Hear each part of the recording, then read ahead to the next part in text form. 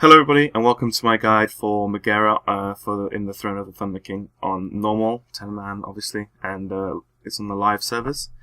First of all I want to talk to you guys about the tactics, and to start off with, like, the kill order that we used when we were killing the boss. So we basically just did a poison fire, poison fire, poison fire, poison rotation. Obviously the last poison you don't kill a fire because you kill the boss at the end. The main reason why we wanted to avoid the frost is basically just because the fact that that when we were doing it with 3 healers, we found that the tank damage was just overtuned. Well, no, I say slightly. It was overtuned a lot, and we just found that tanks were just getting stomped all the time. Obviously, with magical damage and prot warrior and a prot paladin. Prot paladins are all right with the magic damage, but prot warriors aren't really that good against it. So our prot warrior stacks some stamina for this fight because he was just getting stomped. And basically you want to make sure that your tanks are basically just rotating cooldowns for most of the armors. I just used like a simple cooldown for each one. So for the first one I tend to use like Hand of Purity and Sacred Shield, just make sure it's up, which is 10% damage reduction. I know it's not much, but then I try to use either Argent Defender, which is 20% damage, but if you do die then you heal up to 15% health. And then I use Divine Protection as well. There are a certain number of different abilities that you will have to be combating throughout the encounter.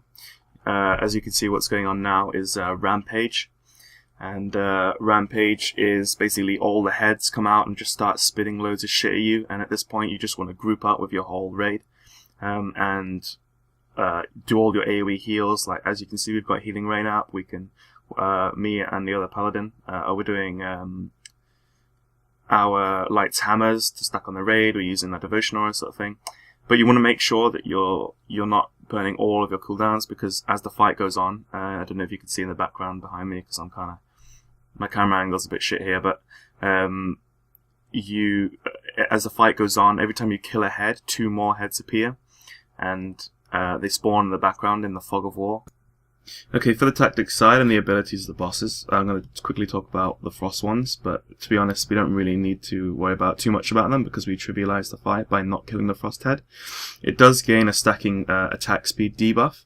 Every time you don't kill a head, it gains that attack speed debuff, but we found that every time we tried to kill the frost one, it was just making it worse for the healers, because the frost beams would always come every time the healer needed to actually heal the tank. It was always like the similar stage to the breaths of the tanks, and that's for the tanks, and that's when they're taking the most amount of damage. But basically, if you do want to kill the frost one, then I'll still walk you through all the mechanics of that. So basically, every single head does a breath, and it puts a stacking debuff onto the tank.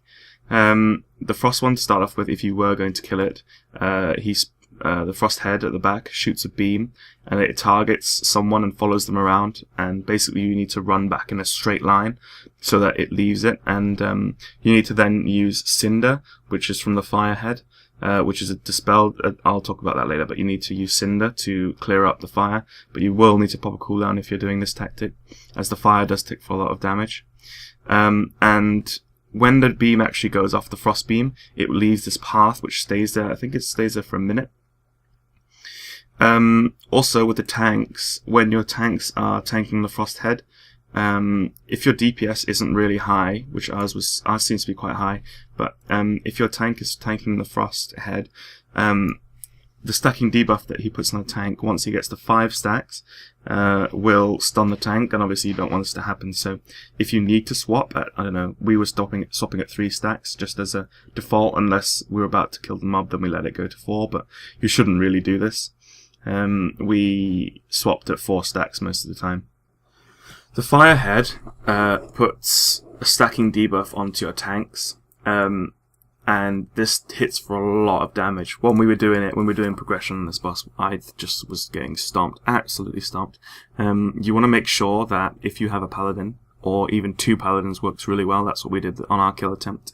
We just basically swapped Hand of Purities. So Hand of Purity already now, since 5.2, reduces damage by 10% of whatever it is, like everything, all damage on you. And then Hand of Purity itself reduces damage by 70% of dots. So when you're taking damage from the stacking debuff of the fire head, you want to make sure that you're getting either Hand of Purity or you're using a cooldown.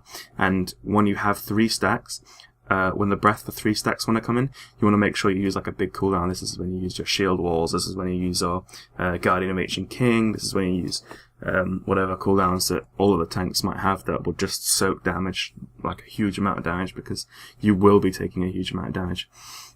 I pretty much just wanted to make sure I kind of saved my purity because my Paladin's Hand of Purity came in here, but I was taking, even then I was taking quite a lot of damage. But yeah, after you kill every head, you basically want to move and stack up. This is the same. It's basically a rinse and repeat process, and obviously with the kill order that we've used, it's kind of just trivializes the distance that if you kill Frost, your tanks will be spread a huge away apart.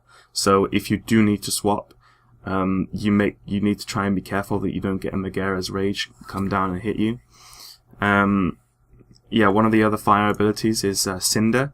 Cinder is a projectile that is fired across from the back of the room, and it hits one of your targets at random, basically, and it does a lot of damage. So you want to dispel this almost as quickly as possible. But the thing is, it leaves a path on the floor. The path on the floor is called Consuming Flames, and you don't. Well, it leaves a patch on the floor, and you want to put this in a place where no one else will walk. Or so basically, either if you have like 1 or 2 melee, it's fine. If you leave them in close-ish melee, but you want to make sure that it's not put where you're stacking for when you have to group up.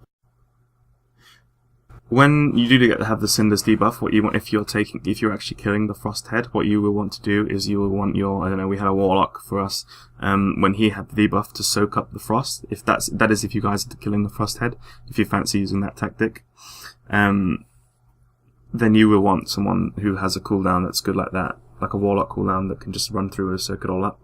Yeah, now I'm going to move on to the Poison head. The Poison head does an Acid Rain. This Acid Rain basically just targets a random raid member and fires, it's really obvious to see, you can see it within my video. It fires a huge, green, I don't know what you want to say, like, target on the ground. And basically the further away you are from this point of impact, the less damage you want to take. So people will want to be stacked around the room and not make sure that everyone isn't stacked together, because if you get this and everyone gets hit by it, obviously, and you're right next to it, you basically will just die. For the tanks, again, Toxic Spew. This is a debuff that puts on the tanks. The breath from Toxic Spew will actually leave the debuff onto the tanks, and again, for every single breath that you're getting through, you want to be rolling a cooldown. For the first one, you don't really need a cooldown. Just make sure you're getting some decent heals, but as maybe you get to the 2 or 3 stacks, this is when you really want to be popping like major sort of cooldowns, because the breaths really do hit hard. Obviously, if you're a DK tank and you can just anti-magic shell most of the things, you're pretty lucky, to be honest.